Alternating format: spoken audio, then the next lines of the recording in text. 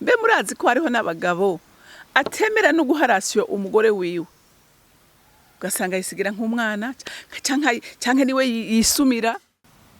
Burya ukuntu abagore turemye, turabantu dukunda inkuru, turabantu bakunda amadetaye, turabantu iyo tubabaye dushaka ko umuntu atwumviriza. Rero ugasanga umugabo nta n'umunsi n'umwe mwo kwicarana ngo muvugane n'ikibazo kiri mu rugo. Wanababara yumva ko habaye n'urubanza, ugasanga nta narujamwo, umugore yijana wenyene ukamengana umupfakazi. Ibyo byose bigenda kubwira nabo umugore wawe mu bantu. Muntu w'Imana, nukuri ugerageza uburyo bwose naho yoba yakoze ikosa.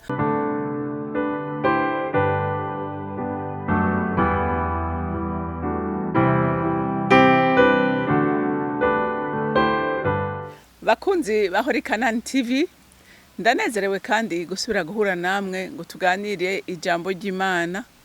Ariko uyu munsi numvise ndongowe guhindura ingene twiga uyu munsi.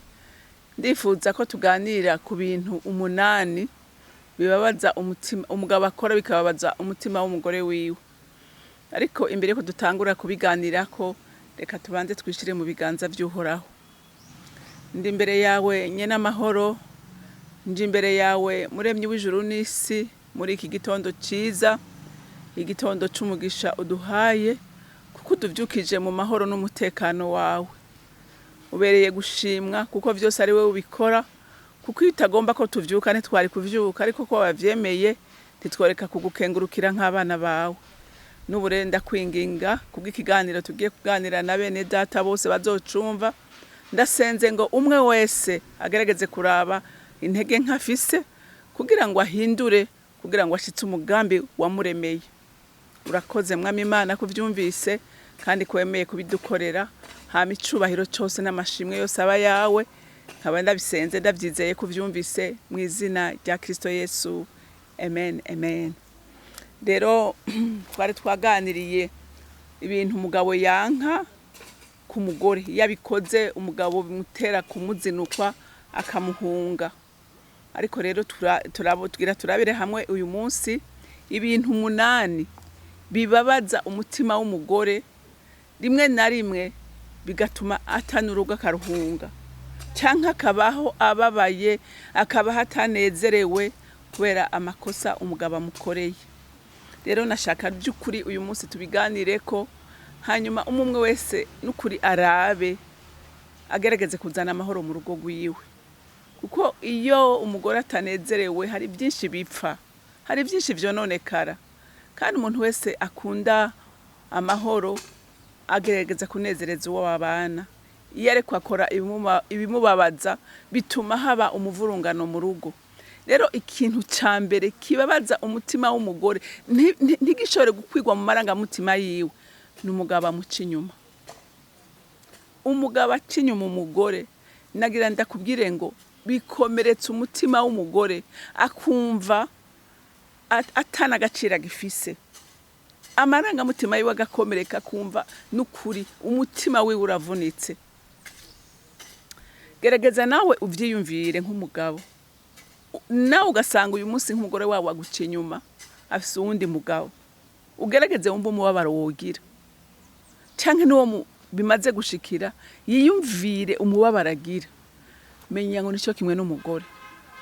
Umugore arababara, akababara, akumva arasuzuguritse, akumva nta gaciro afise, akumva ntaco amaze. Rero ndakwinginga, nukuri ni waba ukora ico kintu ugihagarike, kuko kibabaza umutima w'umugore. Ikindi kigira kabiri, kutamuha agaciro. Ugasuzugura umugore wawe, ugasanga nta n'umunsi umwe mushobora no gufata ngo mujane musohokane. Ukumva umengana umuntu warengeye, ukumva imbere yawe umenga ni nk'umukozi. Ibyo bintu bibabaza umutima w'umugore, kuko umugore arakunda protection, arakunda umuntu amufata neza, arakunda umuntu amwitaho. rero ibyo bintu birabaza umutima w'umugore kubona afise umugabo yihebeye akihaka agahebera ubuzima bwiwe ariko ugasanga nta gaciro na gatoya muha biravuna umutima w'umugore rero nk'umugabo by'ukuri ukabona atagaciro umugore wawe nukuri kubw'ineza y'urugo rwawe kubw'ineza y'uwo mwubakanye muha agaciro kuko wamutoranije mu bagore benshi mu bakobwa benshi uramutoranya uramurongora rero arakeneye agaciro arakeneye kumuha agaciro ikindi kigira gatatu kutamwumviriza burya ukuntu abagore turemye turabantu dukunda inkuru turabantu bakunda amadetaye turabantu iyo tubabaye dushaka ko umuntu atwumviriza rero ugasanga umugabo nta n'umunsi n'umwe mwo kwicarana ngo muvugane n'ikibazo kiri mu rugo wanababara yanagukomeretsa ntagusaba imbabazi ukamenga nibisanzwe ibyo yakoze ukamenga nibisanzwe nta kiganiro kiba hagati yanyu nta mugambi mufatira hamwe wewe umuntu umengura igikoresho cyo ngaho ibyo bintu bibaza umutima w'umugore kuko kenshi ugasanga yaragiye rabika ibintu byose byababaje umutima wiwe aho kwicara ngo mubivugana bisohore bikagenda bigerekerana bigasigara byarabaye nk'umusozi mu mutima wiwe bantu b'Imana nagira ndababwire ko benshi bibaviramo n'ingwara zikomeye gasanga baragwaye amakansere kubera gahinda atigeze asohora kubera umubabaro afise mu mutima wiwe abandi ugasanga bafise amadiabete abandi ugasanga bagiye mu madepression mu kirundi bavyita akabonge ugasanga umuntu yagize akabonge umugore yahora twenga nezerewe ugasanga yarahindutse n'umuntu atakivuga n'umuntu atagitwenga kubera iki kubera afise ibintu byinshi byuzuye mu mutima wiwe yarakeneye ko umugabo amutega amatwi akamubarira ariko ntamwumvirize canke yanamubwira ngo vuga ibyo ushaka ukavuga ntihagire n'ijambo na rimwe akwishura ntiyemere ko muja muri discussion ngo mubivuganeko mubiganireko ufise ikosa ribone ugasanga n'umuntu araho umugore yanagira n'ibibazo mu rugo ntaronka uwo babisangira ngo babiganireko mubwira ati none twotora inyinshi guteye iki kibazo ugasanga ntamwumviriza zihari ibyo bivuna umutima w'umugore icakane ugasanga n'umuntu ubutunzi bw'umuryango umugore ntazi na kimwe ntazi umushahara umugabo ahembwa nta niyo ari na business akora nta byazi ugasanga ariko arasesagura ukumva ngo afise abapangiye hariya cyangwa ukumva ngo arihira amashuri bari nta umugore atakintu na kimwe azi ugasanga ubutunzi cyangwa n'umuntu yama mu mafete umugore ntabemwo je hari umugore yigeze kumbarira bara abantu bafite ibintu byinshi ukaja wumva ngo inzu yaragurishijwe ntiyamenye ingene yagurishijwe ntiyamenye gituma yagurishijwe ntiyamenye niyo amahera yagiye ugasanga umugabo yaruzuranya amadeni umugore nta kintu na kimwe azi ntazi gituma ayo madeni yafashwe gerageza nawe wishire mu kibanza ciwe ugasanga nta kintu na kimwe umubwira bivuna umutima wiwe iyo uri kurasesagura ubutunzi bw'umuryango kuko mubamubusangiye ikigira gatanu gufata ingingo utamugishije inama ugasanga umugabo ni wa muntu wumva ngo yafasha ariho n'abafata n'urugendo akajya yumva ngo ndaja kuri aeroport ugiye ntigezemo bari ati cyenda afise urugendo kanaka cyangwa ugasanga yagiye kugira amaproje umugore ntazi ikintu na kimwe agafata ingingo wenyene ivyo bintu bibabaza umutima w'umugore akumva n'urugo yoruta akamufata nk'umwana nawe nyene umwana muto kuko n'umwana ubundi umupapa yisoneye imigamba agiye kugira ikomeye abana bamaze gukura ntabugisha inama bakanamuhanura n'umugore akamuhanura ugasanga ingingo ni wenyene umugore aca yumva ataca amazi, aca yumva asuzuguritse, aca yumva atagaciro na kamwe afise muri uyo muryango. Ica gatandatu, ugasanga ntaha agaciro abiwabo n'umugore. Ugasanga ntabaha agaciro, ugasanga ni wa wundi yarazi ko umugabo wiwe yomufashiriza abiwabo, yumva ko habaye n'urubanza ugasanga nta narujamwo, umugore yijana wenyene ukamenga n'umupfakazi. Ivyo byose bigenda bibabaza umutima w'umugore, akumva umenga nta rugo afise, akumva nta mugabo afise. Rero abagore barakunda kubona bajana n'abagabo babo, akumva vy'ukuri nawe ko hari umuntu amwitayeho. Ugasanga iwabo arijana, abiwabo ntababona. Hariho n'abatemera ko binjira mu ngo zabo, ariko twarakivuze ku bagabo, kenshi usanga kiba ku bagore gusumba abagabo, ariko n'abagabo hariho abantu batemera. Ugasanga ntibemera ko hari umuntu w'iwabo n'umwe yinjirayo, canke ngo arande service umuntu w'iwabo. N'ivyo bibabaza umutima w'umugore. Ikindi cindwi,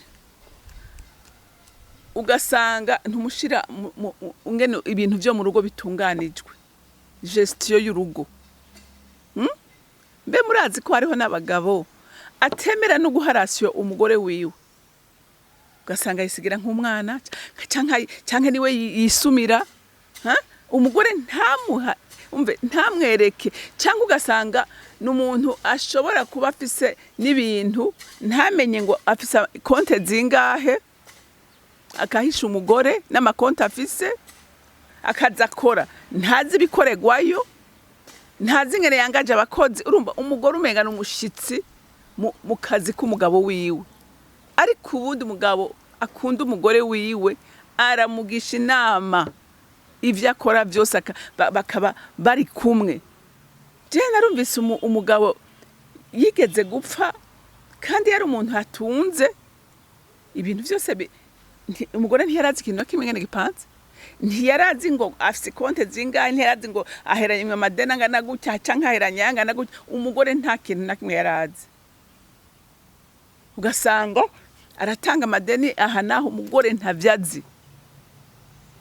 Urumva ko ibi bintu vraiment ko bishobora kubabaza umugore, aho umugabo agize n'ikibazo ugasanga umugore umengo ariko arabaza, agenda abaza atazi n'ikintu na kimwe. Ariko ubundi muri gestion yarakwiye kujamwo, kuko ejo hawe ntubuhazi, ntuzi ingorane ushobora guhurira nazo mu nzira. Wiyumvire nk'ubutunzi wari ufise buriko butorana abandi bantu, buriko burya abandi bantu, abana bawe bakicwa n'inzara kandi wararondeye, kubera kwanka gushira muri gestion umugore wawe.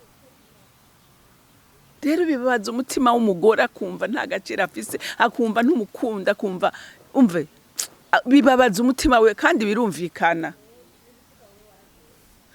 Ikindi c'umunani, kubwira nabo umugore wawe mu bantu. Muntu w'Imana, nukuri ugerageze uburyo bwose, naho yoba yakoze ikosa wihangane, muri mubwire muri babiri. Uri mubwire muri babiri, kuko iri mubwiriye mu bantu umuvuna umutima, ababara umutima wiwe. Hariho n'abantu bona n'ikintu akoze naco bari kibu, ugasanga ciyamutukiraho. Nukuri haraho umuhindura ikijuju kubera amajambo mabi umubwira.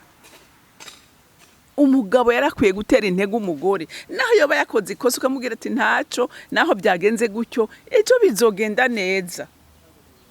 Ugasanga nta na rimwe umuduza, nta na rimwe yumva ijambo ryiza riva mu kanwa k'umugabo wiwe. Imisi yose no kumutuka, imisi yose no kumubwira nabi. None uyo muntu wumva ashobora gukora neza gute? Wumva uyo muntu yoshobora kugera kure gute? Umugore akeneye gutegwa intege, umugore akeneye gushigikirwa. Hari abantu by'ukuri ubona atagaciro baha abagore babo. Wabona umugabo bakakubwira tujya n'umugore w'ugatangara, ukabona nta naho bahuriye. Umwe yasigaye hariya, uwundi ageze hariya. Ariko ubundi umugabo mwiza akwiye kujana n'umugore wiwe, akwiye kujana n'umugore wiwe. ukamuteza imbere ni ukamuduza niyo nta kintu nabonye kibaho kinezera umuntu nk'iyo ubona umuntu agomba kubwira ati komeza biriko bigena neza nawe utaburi gukora neza utikomeza ejo bizogenda neza acagira umwete acayumva nezerewe acayumva akeneye kwameriyora kugira ngo ibyo ariko arakora bimere neza kubera iki kubera afise umuntu inyuma ariko aramushigikira ni kenshi rero abagore bashobora kuba babi bashobora kuba babi kandi batari babi ariko bahinduwe n'inyifato y'abagabo babo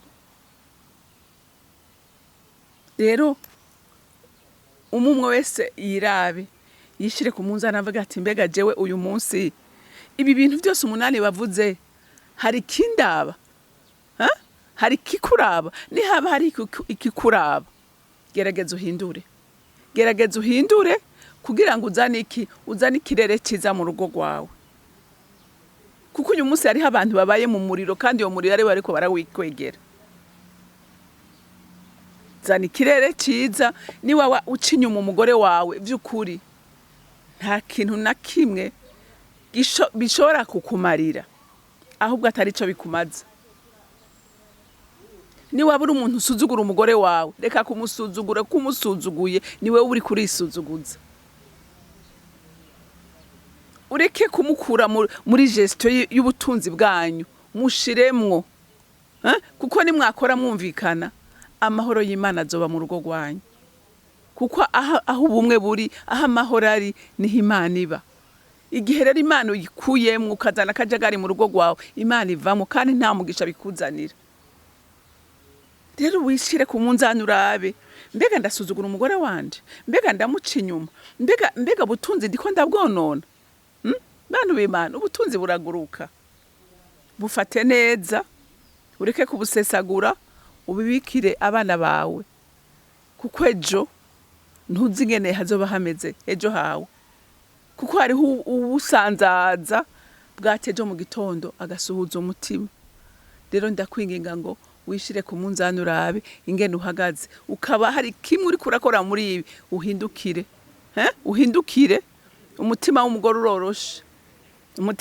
uroroshe si nk'uw'umugabo abagore dufise imbabazi umusaba imbabazi ku makosa wakoze hanyuma amahoro y'Imana atahe mu rugo rwanyu Imana yo mwijuru ibampera umugisha uri mwiza Mana kandi ugira neza ngushimira ko imisi yose wamudukebura kugira ngo twubake ingo zirimwe amahoro n'umunezero wawe ese compa uyu munsi abana bawe mwami Imana bariko barumvira ijambo ryogira ico rikoze mu mitima y'abantu bamaze kurema ikirere kibi mu ngo zabo iri jambo rikabahindukiza bakaba abagabo beza bubahisha ingo zabo Mana ndagushimiye kandi ndakuninahaje icubahiro cyose n'amashimwe yose aba yawe nkaba ndabisenze ndabyizeye kuvyumvise mu izina rya Kristo Yesu amen mwarahezagiwe mugira umunsi mwiza.